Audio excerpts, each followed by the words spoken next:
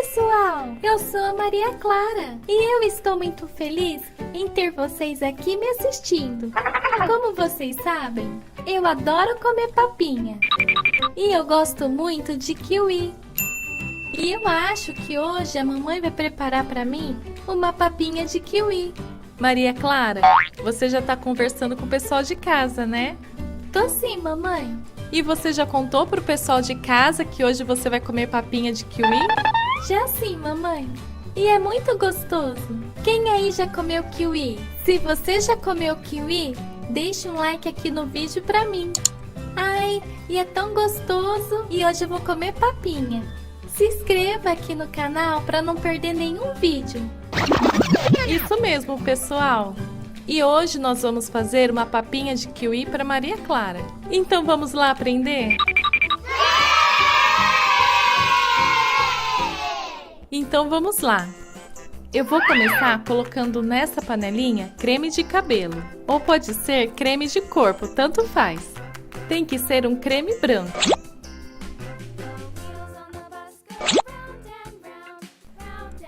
Essa papinha de kiwi é muito fácil. Agora eu vou reservar essa panelinha com creme branco. Aqui eu tenho esse recipiente com um pouquinho de água.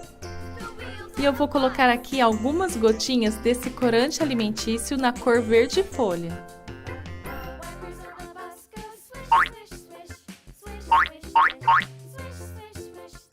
E vamos mexer para diluir o corante na água.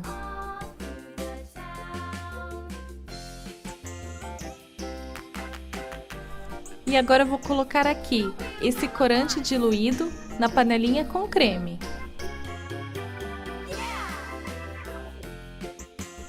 E vou mexer.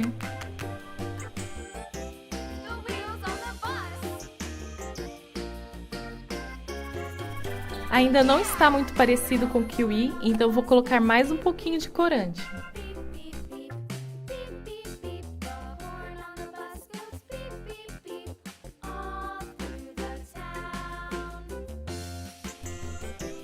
Tá prontinho. Agora eu vou passar para o pratinho.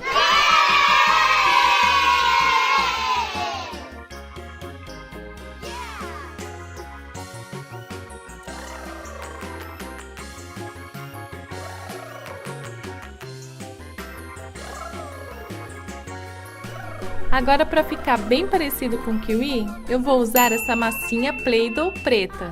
E vou fazer umas sementinhas bem pequenininhas e vou colocar aqui na papa.